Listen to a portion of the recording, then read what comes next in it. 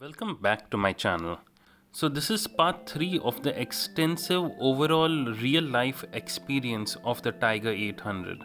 On the line, we have Sherman, who has been owning the Tiger since the last 4 years.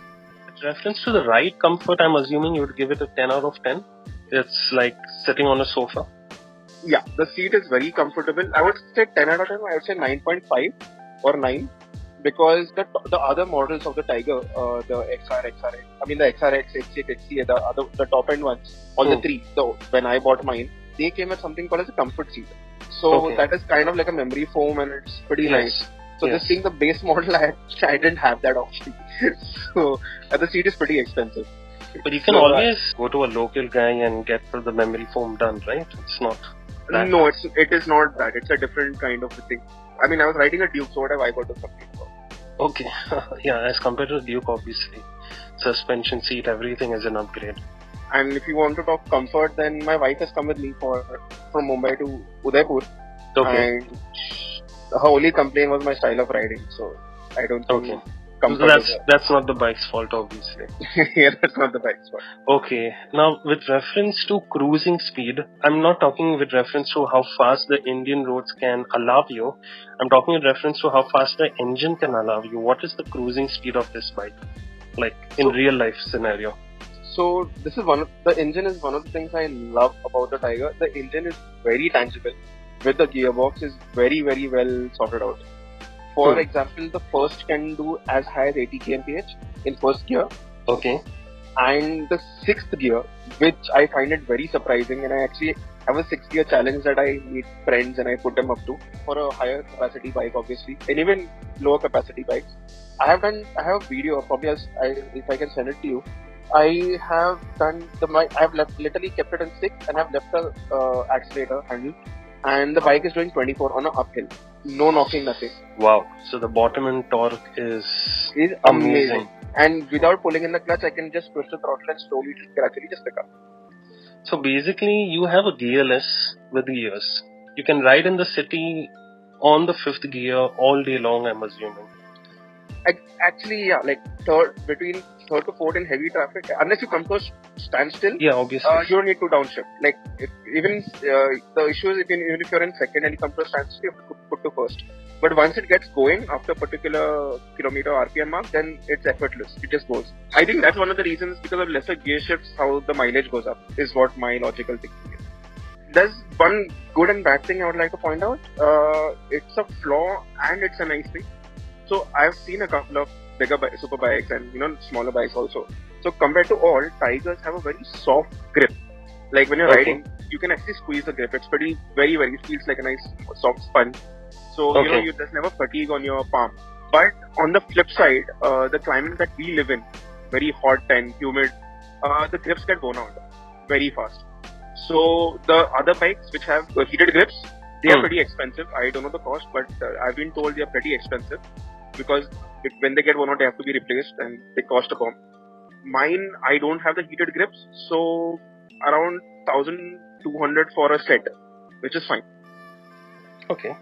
So I change every 1 or 1.5 year. I change my grips because they completely wear out, and you see the metal, which I feel is not up to quality. But then again, you can't have both. Like it's like having a bigger engine and asking for lower mileage, more mileage. So the grips are pretty soft. Never have I had fatigue holding the grips or pressure on my wrist, even in off-road or track day or whatever. But yeah, the flip side is this. Every year and a half, I have to spend on new grips. That's okay for a bike. How much do you pay? 14 lakhs for this bike? 1450 back then. 1450 on road? Yeah. Okay. And coming back to my question, what is the cruising speed? I mean, what is the top cruising speed? Can you cruise at, say, 150, 160 all day long without the engine being strained? Effortlessly. 160, 170, no problem at all. Okay. Even at say around 180, 190, it still feels it can pull more, but then our roads don't permit. And yes, you would feel a little scared because the bike is a bit on the heavier side, so in a panic situation. Yeah, because there are dogs crossing the road as well simultaneously, so 190 doesn't make sense. Yeah, dogs, cows, people changing lanes unnecessarily. Yeah, I know all of that. Okay, now with reference to the modification, you have just changed the exhaust, right? There's nothing else that you have done to the bike. No. Recently now I had joined Triumph a year and a half back, and I just left because I moved into Goa. So as a parting gift, they gave me a bigger windscreen. Besides that, so I had parked actually at my friend's place, and one lady managed to drop the bike. I don't know how, from a main stand. Okay. So and she didn't have the courtesy. Somebody from the side office came to me and said, "वो खाना bike अब कब आ रहे हो? गिर गया था मैंने उठा के रख दिया." Like what the fuck? So okay, so then I got the bike, kept it. So I went to Triumph and I said, here this like not everything is cheap. So like for example, the brake pads are wear and tear parts are cheaper, like brake pads, but here, the lights were pretty expensive, 3,500 for one bulb light. So I said I'm not doing. Yeah, I was like not happening. So I went to KTM and bought LED indicators from the before the Duke, and I told them just put it and give it to me. It's okay. Oh, you're saying 3,500 for the indicator, the turn signal indicator? Yeah. Oh damn. Okay, the Dukes are much better anyway. Okay. Yeah, so I went and I got that, and I said, if $500 टूटेगा तो भी मैं वापस डाल दूंगा, no problem. Okay. So yeah, I have LED indicators. They've never broken because they're pretty small. They've never broken up after that. So okay. So your bike, your 200 kg bike, 210 kg bike fell, and the only thing broke was your side indicator. That's it. Yeah. So my bikes, I mean off-road and stuff. So I've had a couple of falls. One was right in front of you. Yeah. If you're helping me, you're only laughing. So it was quite a stupid fall. But then again, yeah, I mean, I have a lever that is broken. So Triumphs have this nice thing wherein the edge of the lever has a small slit. So if it falls, only the tip breaks off. You'll never have an issue, almost, I won't say never, but almost never have an issue wherein the entire lever breaks off. So all I did was picked up a stone, filed the edge off so that it doesn't cut me, and rode back. And my levers like that ever since. I've never have the thing to, put new levers.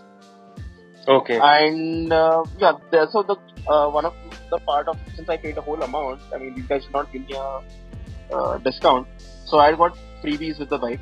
The engine guard was one of it. The engine guard is pretty strong. It has taken 4 falls, 2 right, 2 left, and the guard is still there without bending. So I would kudos and hats off to the company that makes the guards for the Tiger. Okay. So apart from the engine guard taking the impact, I'm assuming if the bike is not good build quality, there would be vibrations in the flaring, and also you do not have any of that. It is basically vibration free. Nothing. As a matter of fact, right now after the 4th year service, wherein they work on almost everything. I have pictures, but they've asked me not to share. The bike was completely stripped down and put back together. Couple of friends who rode my bike, since I was at Triumph, and I asked one of my colleagues, he was already at the workshop, to ride my bike down. He came to the showroom and he's like, "Bro, this feels like an electric. If there was no exhaust, I wouldn't even know the bike is on it." So even I was like, "Oh, okay, wow." Honda Smooth. Okay, that's good. Yeah, surprising. Very, very surprising. Yeah, that way it's pretty nice. Initially, the first 10,000 kilometers, I had a little vibrations slight near the handlebar, and then slightly near the foot peg. But as time has passed by, the bike has smoothened off pretty nicely. I mean, right now, if you get a chance to go and ride it, even you'll be surprised. I've ridden it once. Yeah, it is pretty smooth to begin with. And I mean, I just feel it's got the best of everything. It's got the reliability of a Honda. It's got the exhaust of a Benelli. Obviously, Benelli exhaust may sound slightly better, but your Aero exhaust is Benelli's exhaust is. I was like, oh. But the problem with Benelli is it sounds really fast, but it's not going that fast. I've noticed that as well. You hear that boom sound, but it's like still at 70, 80 kind of thing. So, But then I don't think it's the bike's fault. For a 80 bhp bike, it's the guy riding it who looks at people and then downshifts. Probably the wrong kind of crowd. I know, unfortunately, Benelli is associated with the wrong crowd. Well, we hope you liked this video. Stay tuned for part 4. And please do click the like button and subscribe.